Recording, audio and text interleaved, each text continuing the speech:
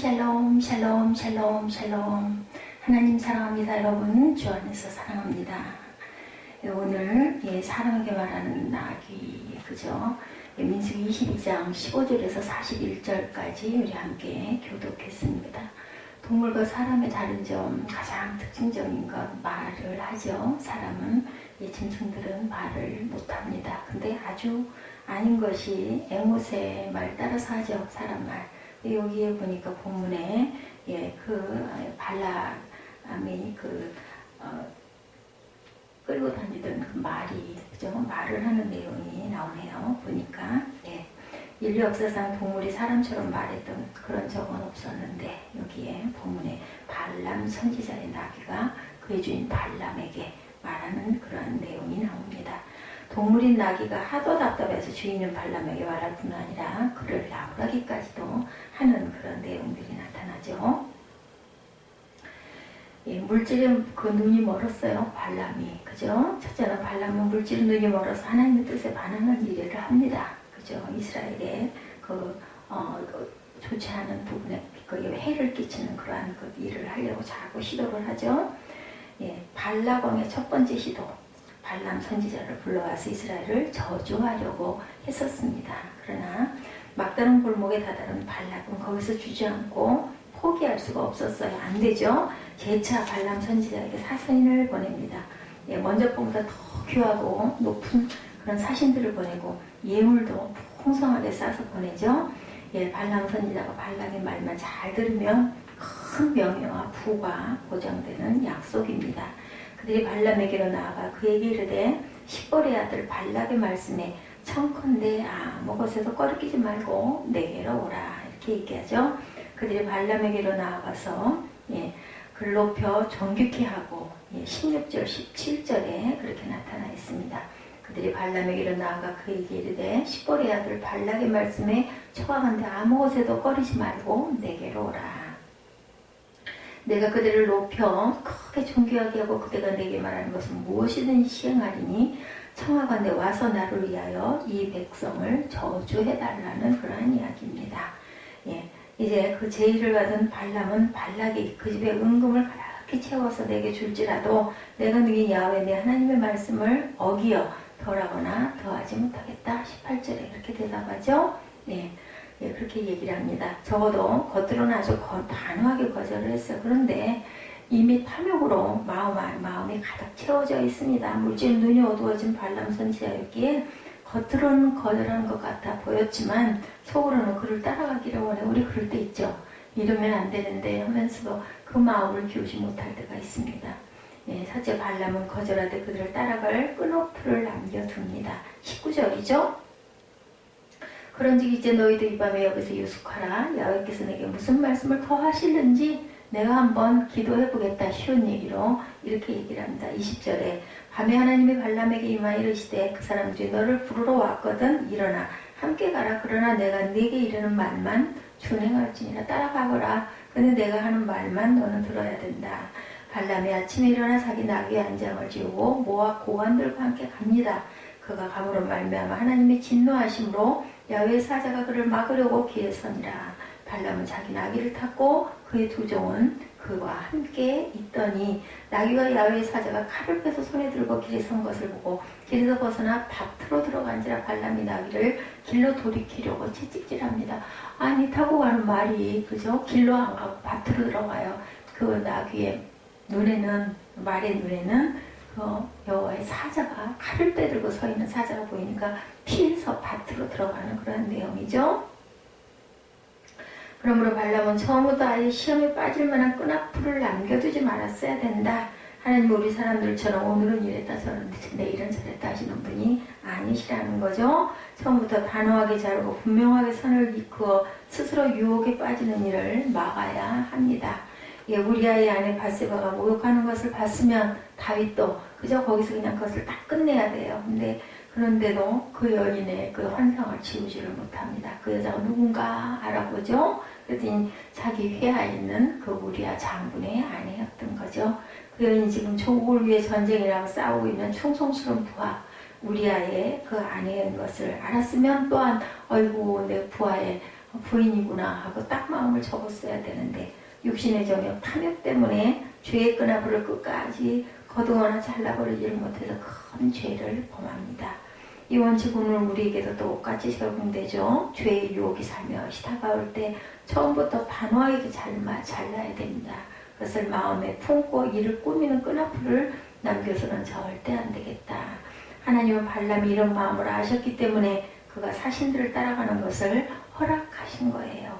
내가 말 안 해도 그렇게 아마 그쪽으로 유도해서 갈 거다 그러면 갈 테면 가봐. 이런 이야기인 거죠. 정말로 하나님이 허락하신 게 아니었다라는 것을 발람이 깨달지를 못했다는 겁니다. 하나님의 허락에는 두 종류가 있죠. 네, 하나는 하나님의 뜻에 부합하는 것으로 축복에 이르는 허락이고 다른 하나는 하나님의 뜻에 반대되는 것이지만 사람의 욕심대로 가게 방치해두는 것으로 결국 저주와 진노에 이르는 그러한 허락입니다. 하나님께서 발람에게 허락하신 것은 바로 두 번째 허락이었죠. 저주와 진노를 허락하셨던 것이다. 물질의 마음이 멀고 눈이 어두워진 발람은 발나가기로 가기를 원했고 이런 중심을 아신 하나님은 그러면 일어나 함께 가라 이렇게 얘기를 하신 거죠. 그러나 외형으로 보면 하나님의 허락이지만 내면으로 보면 저주 중에 저주고 진노 중에 진노라는 것을 우리가 깨달아야 되겠다. 로마서 1장을 보면 바울은 이방인의 죄를 말할 때 먼저 우상숭배와 성적인 죄들을 말합니다. 그리고 이어서 그러므로 하나님께서 저희를 마음의 정욕대로 더러움에 내어버려 두사에 이렇게 얘기하죠. 28절에도 하나님께서는 저희를 그 상실한 마음대로 내어버려 두사라고 합니다. 하나님께서 이방인들의 마음에 있는 하나님 대신 우상을 섬기고 성적 욕구에 끌려 정욕대로 살도록 즉각적으로 심판하지 않으시고 그대로 내어버려 두셨다. 그런데 27절에 보면 저희의 그릇 때문에 상당한 보응을 그 자신이 받았느니라. 예, 로마서 1장 말씀입니다. 이렇게 얘기하죠. 무서운 일입니다. 그러므로 하나님께서 문을 여시고 이를 순조롭게 가도록 허락하신다고 무조건 기뻐하고 좋아해서만도 안 된다. 그 길이 발람의 길처럼 저주와 진노의 길일 수도 있기 때문이다. 성경은 이런 사람을 보고 저희가 바른 길을 떠나 미혹하여 구원해야 될 발람의 길을 쫓는도다.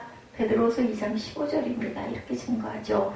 하나님 백성을 해하려고 해서는 안 되겠죠. 둘째로 발람은 하나님의 백성을 해하려 했습니다. 하나님께서 발람에게 발락의 사신들과 함께 가도록 허락하실 때 한 가지 조건을 붙이십니다. 곧 일어나 함께 가라. 그러나 내가 네게 이르는 말만 준행할지니라. 이렇게 말씀하죠. 그러나 이미 발람의 마음에는 이스라엘을 저주하고 그 대가로 얻을 부귀와 영화로 가득 차 있습니다. 우리가 어떤 일을 행할 때 이것이 누구에겐가 그죠? 은혜가 되지 않고 해가 되는 일은 아닐까. 특히나 나라인 경우에는 더 엄청난 거죠. 나라를 배신하는 거죠. 배반하는 거죠. 그죠?